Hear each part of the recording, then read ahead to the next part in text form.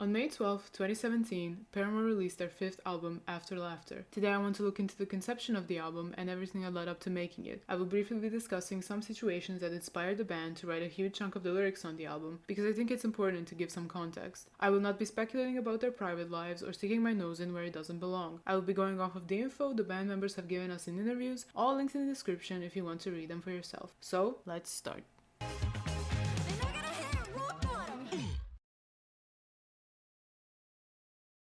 In 2010, Josh left Paramore along with his brother Zach, claiming there was a power imbalance, pointing out how Hayley was always number one and how the label and Hayley's family didn't approve of the rest of the band. This is obviously horrible, but makes sense since basically everybody but Hayley wanted Hayley to be a solo artist. In the blog post announcing their departure, they wrote, quote, "We've always been treated as less important than Hayley. It's been obvious how her family views things," end quote. Josh was incredibly set on making Paramore follow their Christian beliefs in their music, and any kind of misstep from that, in his eyes, meant that they were misrepresenting the band. In that same blog post, he recalls the time when Hayley brought the lyrics "The Truth Never Set Me Free" for the new LP, Brand New Eyes. He calls them really negative and says the rest of the band did not agree with what they meant, but that in the end, Hayley got what she wanted. In addition to the constant disagreements, Josh and Zach also point out the excessive touring as a reason for their departure, stating how exhausted they were and how the constant traveling took a toll on their family relationships. They ended the statement remaining hopeful that their friendship with the rest of the band will heal. In 2020, Josh made some really homophobic statements which both Hayley and Zach completely denounced. Hayley even hinted that this is the kind of behavior that split the band in the first place back in 2010. Hayley stating, quote, "There's a reason why there are only 3 people left in Paramore. Surprise haters, it ain't 'cause of me. Paramore do not condone religiously/politically dogmatic beliefs which leave our LGBTQ+ friends, fans, and family feeling abandoned and hopeless. If that doesn't jive with you, well, feel free to go where all the past members of Paramore have gone, which is literally anywhere else but Paramore," end quote. At 16 years old, Jeremy Davis met Hayley when she signed up for a funk cover band he was already in named The Factory. Through Hayley, Jeremy met Josh and Zach and they formed Paramore. As the band was gearing up to release their debut album, All We Know Is Falling, Jeremy left the band due to personal reasons. He joined again before the recording of Riot, but was kicked out due to his lack of work ethic and engaging in things the other band members didn't approve of. On December 15th, 2015, Paramore announced Jeremy left the band again on their Facebook page. There was no reasoning given for why he left this time. People obviously started speculating, some people saying Hayley even fired him again for being lazy, but honestly, we'll probably never know, and that's okay. In 2016, he sued Hayley and Taylor, claiming he was left out from the songwriting credits and was owed royalties from the band's self-titled album. Jeremy also claimed that he was a partner in Paramore's business entity. The band argued Davis was actually an employee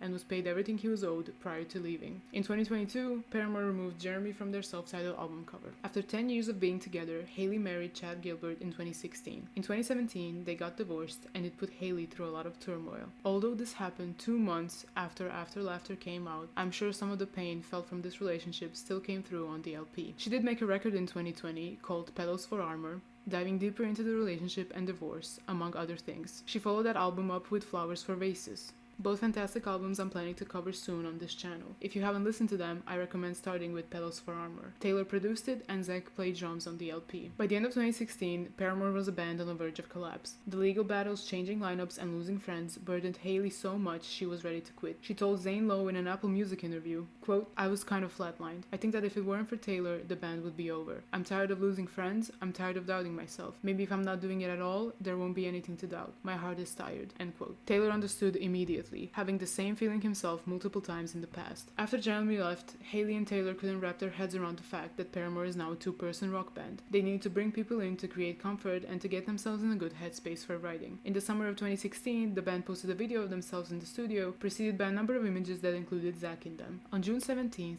they posted a picture of Zach behind the drum set, confirming he will be playing drums on the album. On February 2nd, 2017, Zach rejoined the band as their official drummer. They even released a limited run of shirts celebrating his return. They also brought in Justin Metal Johnson, who they worked with on Self-Titled, to play bass and co-produce with Taylor. After Laughter was recorded in Nashville, making it the first LP they ever recorded in their hometown. The writing already began during the Self-Titled tour, where Taylor would send off some guitar parts for Hayley to write lyrics to. Hayley was nervous at first about the new sound, scared that if they enter a new territory, they would eventually fail at it. She also struggled to put her raw and honest lyrics to such fun pop music. They knew they needed a change in sound. Taylor was bored of roaring guitars and power chords, and Hailey thought it would not be appropriate to continue going on as if nothing happened. In an interview with New York Times, Hailey said, quote, "We've gotten to a point with our new music where we don't really want to headbang anymore. A lot of life happened. I couldn't imagine putting something on an album that says, 'Life's great, everything's cool, party with me,'" end quote. On April 19th, the video for the lead single Hard Times was released. Shortly after, they headed out on tour and started the album rollout by dropping another pre-album single, Told You So. The album came out on May 12th with no single to promote the album. The next video they released was in August, 3 months after After Laughter came out, for the song Fake Happy. The singles kept coming all the way into 2018, with Rose Colored Boy and finally Caught in the Middle receiving videos. Along with a lengthy tour, the band also set sail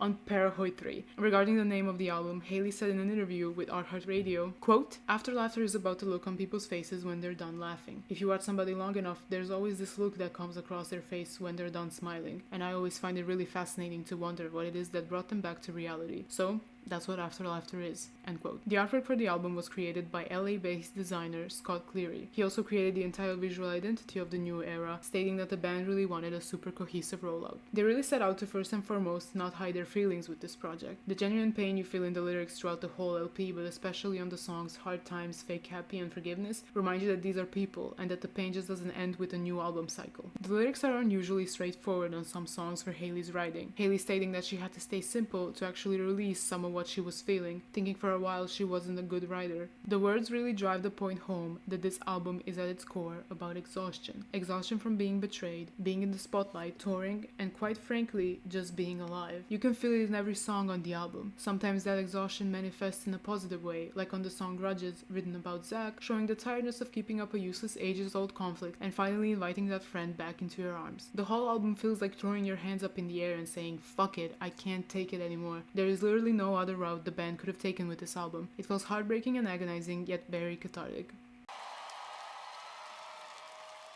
So no matter what you're going through, I know this doesn't make it go away, but for 1 second, just be present, enjoy music, and let's just fucking dance. Let's go.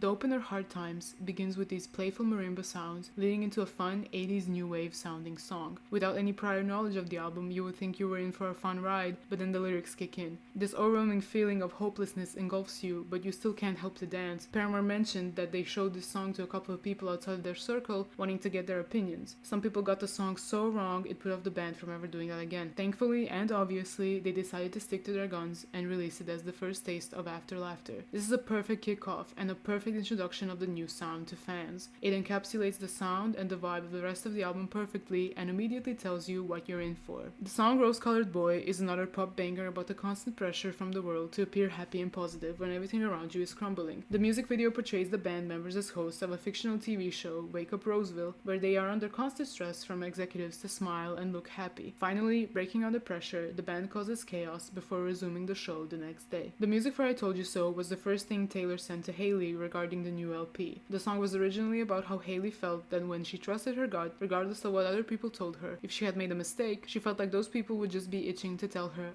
"I told you so." Later it turned into a song about the endless struggles of life and how we're always going to have to deal with some bullshit. That's best encapsulated in the lyric, "Throw me into the fire, throw me and pull me out again." It's probably one of my favorite lyrics on the album. The repetition of it and the minimal instrumental track really drive home the message of the lyric, and that louder delivery of the line the final time Hailey does, sometimes even screaming it in live versions, Throw me into the fire, throw me in, pull me out again. to me is catharsis. The music video for the song was directed by Zach Farrow and Aaron Joseph. The concept for it is really sweet. Zach based the video around the band's car rides during that time, noting that Hailey felt the most peaceful in those moments. They used Zach's car for filming and shot the rest at Taylor's house with a bunch of their friends. Forgiveness is the first song on the LP that kinda takes you down a notch, and is an introduction to the Forgiveness Fake Happy 26 trio, which I consider the saddest songs on After Laughter. It was the first song finished for the album, and it talks about the struggle to forgive someone you so badly want to. I like the thread this one has with Rose Colored Boy, with the lyrical theme of looking on the bright side. In Forgiveness we have Every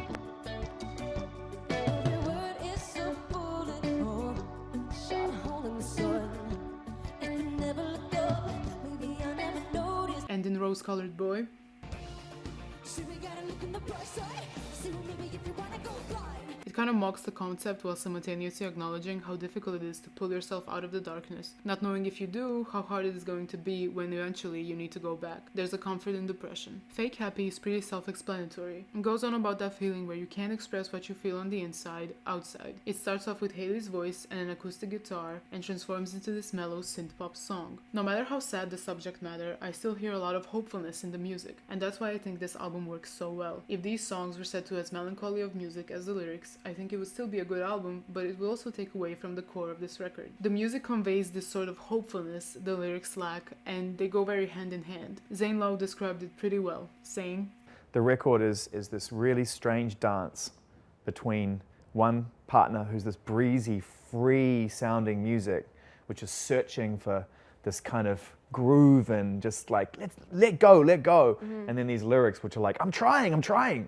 For 26, for the words to come out, Hayley had to get herself out of her head and try to talk to whoever is listening. The lyrics are just heartbreaking, showing a person looking back at a time of their life that maybe they should have cherished more, and preparing whoever else with some words of advice, nudging them to keep dreaming and never let that go. It has a loose connection with Brick by Boring Brick, where Hayley sings about dreamers with no grounding in reality. In 26, Hayley realizes she is that dreamer. It's also the first song on the album that's as raw in its music as it is in the lyrics. Most of the song is Hayley's voice with an acoustic guitar, and during the end, a string arrangement composed by one of their friends, Daniel James. The band played really well with the juxtaposition of depressing lyrics and pop upbeat sounds of the music. One of my favorite songs where they accomplish that has to be Pool. It walks the tightrope well with being a love song, but also a depressing realization that this person will keep letting you down until you leave, and no matter how many second chances you give them, they will never change. The Grudges instrumental was Zach's idea, finished with the help of Taylor. As soon as Hayley heard the music, she knew she wanted to write about something nostalgic and decided to make the song about Zach, their friendship, and the way they started to rekindle it once he joined back. Zach also sings on the bridge with Hayley.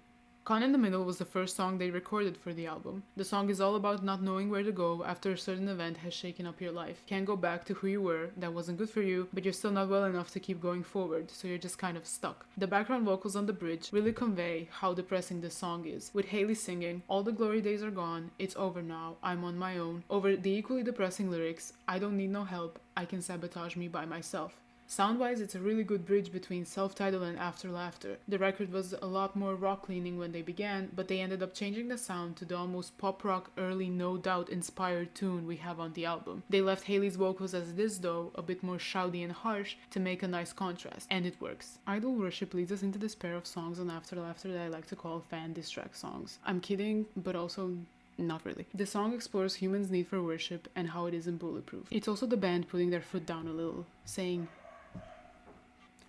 dog, bark when I'm filming. Are you done? It's also the band putting their foot down a little, saying, hey, I'm not someone you can look up to. I'm going to let you down one day. It feels to me that this song came out of an immense fear of people seeing you quote-unquote fail in a way that finally accumulated into this anger about how inhumane we sometimes treat people in the spotlight. Hayley said to Zayn that during this time, she would see fans wearing their merch and she couldn't recognize the person she was on the shirt. It awoke sadness in her, knowing that she cannot be that person anymore, followed by anger because that's what people expected her to be. Writing Idol Worship helped her free that part of her grief, realizing that she can only be who she is now. Hayley said that she found the bulletproof thing that gets her through, which is her faith, and encourages everyone, even on the song, to find their own. Everybody always talks about how No Friend is one of the weirdest songs Paramore put out in their discography. They're right, and I love it.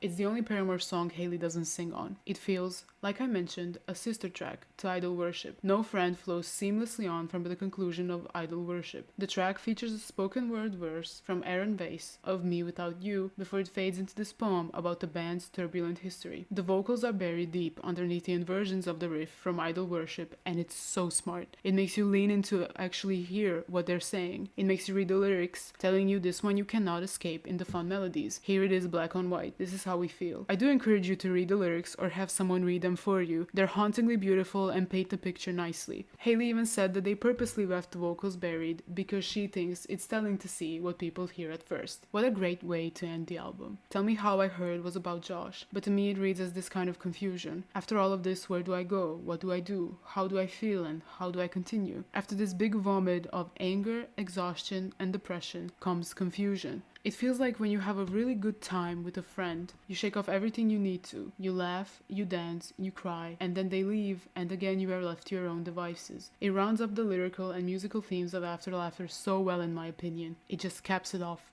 perfectly. The pacing of this album, looking back now, is really good. It doesn't burn itself out on the poppiness immediately. It takes its time and gives you well-needed mellow moments to kind of keep you grounded, saying, yeah, you're still listening to an album about depression. 6 years on, this is still my favorite Paramore record. Yes, even after This Is Why. Just that whole era was so exciting for me back then. After witnessing Zach leave in 2010, and from then on seeing all the other horrible things they went through, it made me really happy. First, seeing Zach back, but also seeing them have their moment of catharsis. This album also conveys the struggle of mental health in such a good way. It's not over the top or made up, it's honest, it's real, and it feels like the band saying what they needed to say. This wasn't on purpose, but I think I'm posting this around the time of the 6th year anniversary of After Laughter, so if this whole video wasn't a reminder already for you to re-listen to the album, or even listen to it for the first time, do it in the honor of the 6th year anniversary. Why not? I love this album so much, from the sound to the lyrics. To this day I blast it all the time, but especially when I'm feeling down. And it gives me this reminder, this catharsis. It sits me down and it tells me, baby, it's okay to feel bad.